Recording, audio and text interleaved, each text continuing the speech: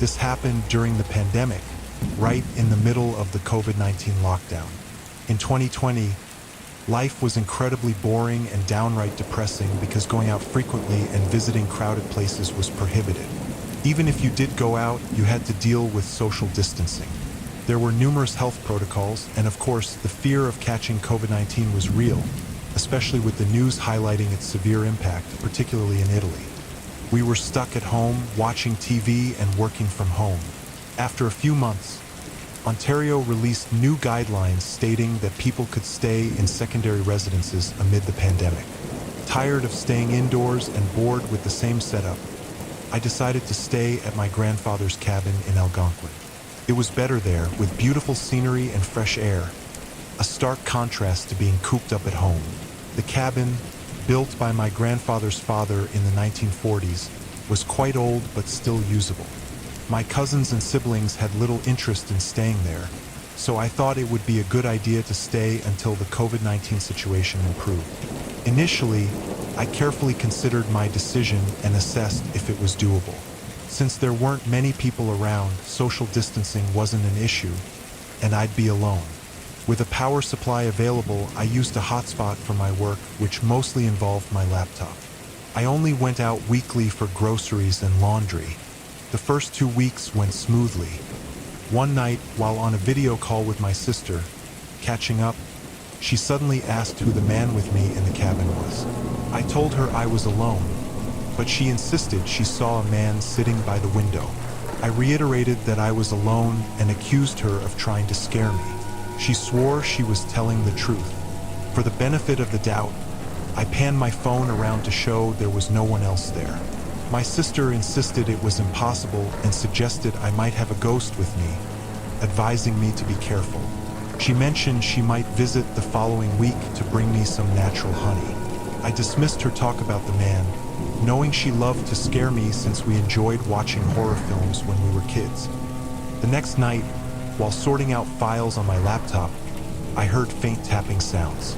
I couldn't pinpoint where they were coming from, but they grew louder, seemingly moving around inside the cabin. I opened the door, letting in a strong breeze, and the tapping stopped. I figured it might be rats in the old wood or just my hunger, so I made dinner. As I was about to sleep, almost drifting into a dream, I suddenly heard a loud thud and footsteps outside. Who on earth could it be at 11 p.m., causing such a disturbance? I turned on the outside light and peeked through the window, but saw no one. I didn't want to go out for safety reasons, so I turned off the light and went back to bed, convincing myself it was due to my tiredness. Around 11:30 p.m., I fell into a dream. I wasn't deeply asleep yet because I could still faintly see the ceiling. In my dream, or whatever it was, I saw a man in logger's clothing with an axe enter the cabin. He set the axe down by the door and closed it. He took a glass, filled it with water, and drank. Then he approached my bed and stared at me for about 3 minutes. At that point, I couldn't wake up. I knew I was awake but couldn't move or get up. I couldn't open my eyes fully but could see him clearly. I had no idea what was happening. Then, he grabbed my feet and yanked me off the bed with all his strength. When I woke up, I was on the floor. My head was light and I was freezing. I looked at the clock and saw it was 3 a.m. I remembered falling asleep around 11:30 p.m. So how could it be 3 a.m. already after just dreaming of being dragged? The dream felt surreal, but I dismissed it as just a weird dream. I didn't sleep again, made coffee, and watched light and uplifting YouTube videos. The following night, I had the same dream and woke up at 3 a.m. again. It was strange, and I was starting to get scared. I told myself not to overwork, thinking the nightmares were due to fatigue. The next day, I took it easy, just lounging and relaxing. I watched comedy movies and interesting videos to unwind. That night, I went to bed around 9 p.m. and slept soundly until 2 a.m. Thinking it was too early, I decided to sleep more. But when I fell asleep again, I saw the man in my dream.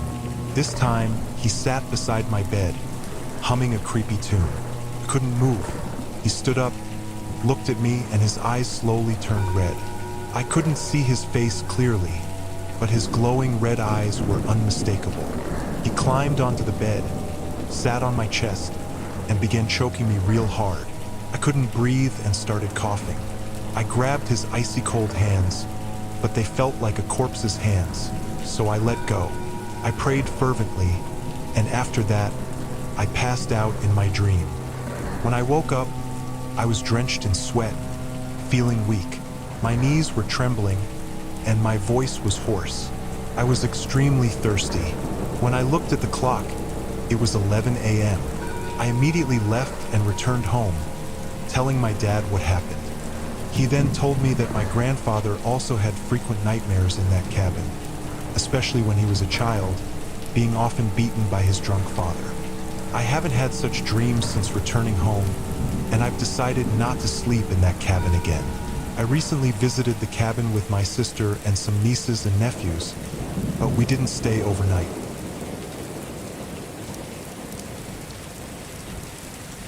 This happened a few years ago.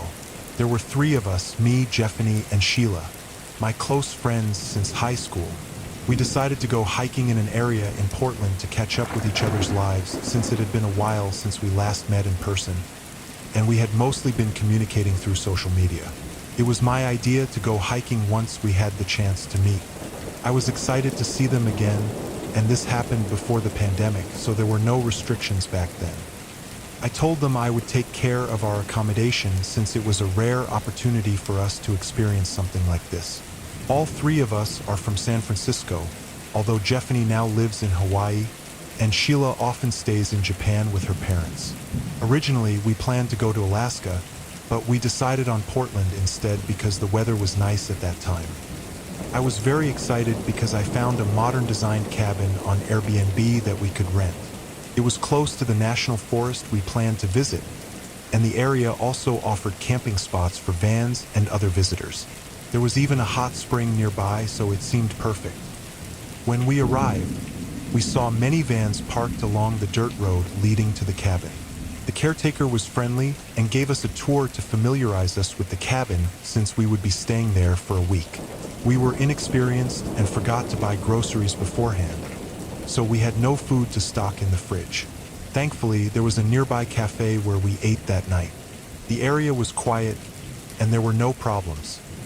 The next day, Jeffany and Sheila went to the grocery store to buy what we needed. I stayed at the cabin since they could handle it, and it was raining, so there wasn't much we could do except lounge around and chat. About 30 minutes after they left, someone knocked on the door. Thinking it was them, I quickly opened the door, but no one was there. After closing the door, I heard knocking at the window near our room. I pulled back the curtain, but again, there was no one.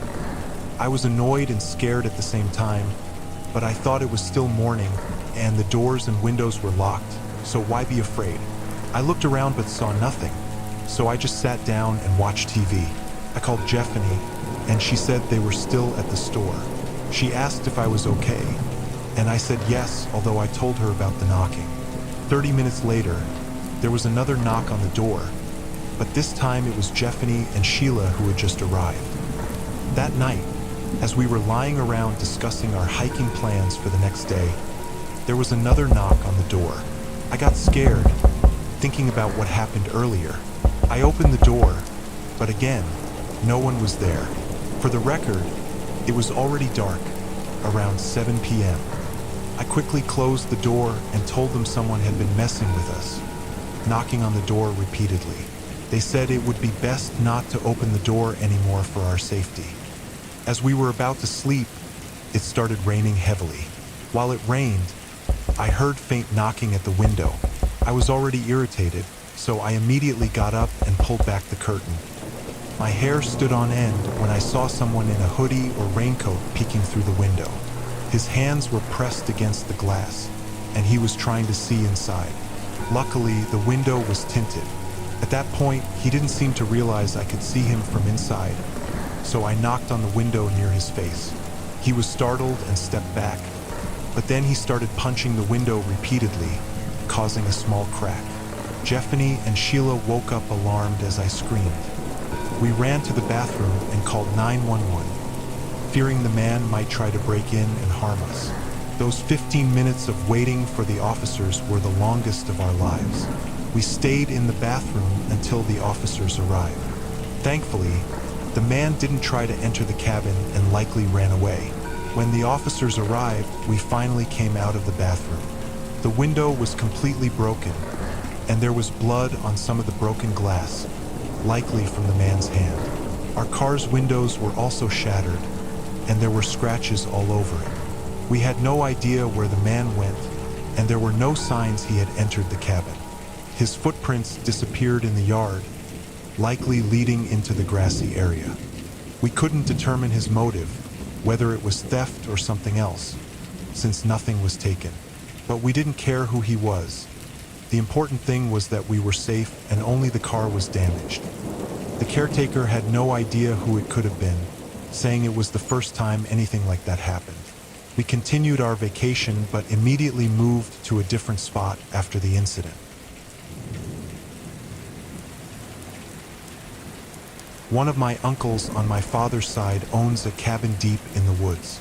He built it in 1993, 4 years after marrying my aunt from Tennessee. They have a proper house, but they decided to build a cabin on a remote piece of land owned by my aunt's parents in Cades Cove. The cabin is entirely made of wood, but it's incredibly sturdy and beautifully crafted. It's still standing and could probably be used by their children and grandchildren. This experience happened in 2007 when I was 16 years old and just starting to get interested in cabins, off-grid living, and hunting. I probably got that from my dad because he and my uncles are into that hobby, as evidenced by my uncle building this cabin. Cades Cove is part of the Great Smoky Mountains National Park, also known as the Appalachian Mountains. The area is famous for its ghost stories and legends, like Bigfoot sightings, mainly fueled by stories spread online. I'm not saying they're all exaggerated, but there's some truth to them. Most areas are probably safe. My only knowledge comes from our experience in 2007, which my dad and I witnessed firsthand. I'm from North Carolina, and it was near my uncle's birthday in Tennessee. My dad visited him yearly since they were close, usually staying for 3 days. Since it was spring break and I was old enough, I decided to join my dad. He didn't mind, although he warned me we might stay for 2 weeks. I was fine with that since I was interested in the place, which was my first visit. When we arrived, we stayed a few days at my uncle's house. They were kind, and it was just him and my aunt since their sons, Trent and Jason, had enlisted in the Army. This time, my dad and I each had a room instead of him sleeping on the sofa. After 2 days, we headed to the cabin. The forest was so dense that our car couldn't pass through, so we walked for almost 30 minutes. When we got there, we immediately cleaned up since it had been months since my uncle last visited. The cabin was nice, but I didn't like the bathroom setup because it was outside, a few meters across the yard. There was a water pump beside the cabin, though. It was just my dad and me there. That night, while we were sitting inside, I suddenly felt unwell. Nature called, so I went outside to the bathroom. I noticed the bucket was empty, so I pumped some water. While pumping, I heard rustling nearby. I shone my flashlight but saw nothing, thinking it might be a bird or some animal. While in the bathroom, I got chills when I heard a scratching sound around the bathroom walls.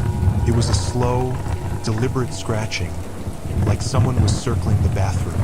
I knew it wasn't an animal because I also heard footsteps outside.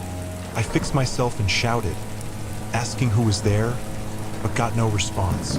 I asked 3 times, and when I was about to unlock the bathroom door, I heard someone run away.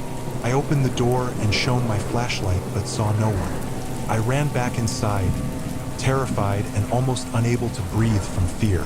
I told my dad what happened, and he got up, even though he was about to sleep.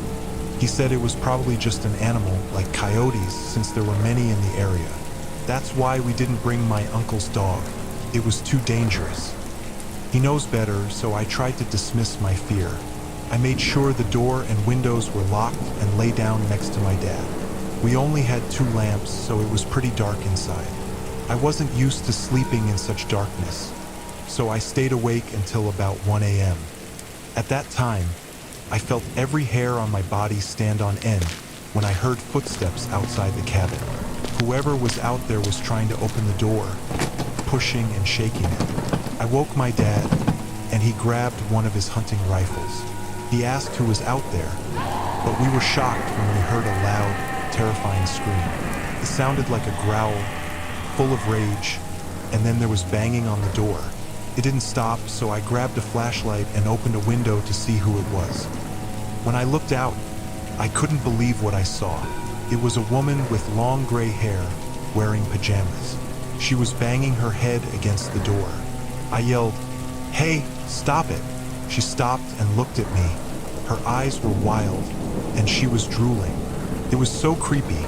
I can't even fully explain what I saw and felt. She started running toward me, so I quickly shut the window. My dad opened the door, trying to confront her. She must have seen the gun, and she ran to the back of the cabin. We chased her, but she disappeared into the dense forest. We cautiously searched, but found nothing. Even though my legs were shaking, I tried to be brave, thinking she might need mental health help and could be in danger. But we had no clue where she went. As we went back inside, we heard a blood-curdling scream from the dense forest behind the cabin. It was as chilling as the earlier scream, accompanied by a demonic-sounding laugh. My dad said, "That's it, that will be our cue." We went inside and stayed there until morning. Neither of us slept. My dad said it was probably the weirdest and most terrifying experience of his life. We told my uncle, and he said no such woman lived nearby. There were no other houses or cabins in the area. We were even more puzzled because there were no reports of missing women or patients from nearby mental facilities. After that incident, my dad and I didn't visit the cabin for 4 years until 2012, when we went back with Trent and Jason. Up until now, we haven't forgotten that night. No matter how much I try to convince myself it was just a person, a tiny voice in my head says otherwise, and it still gives me chills.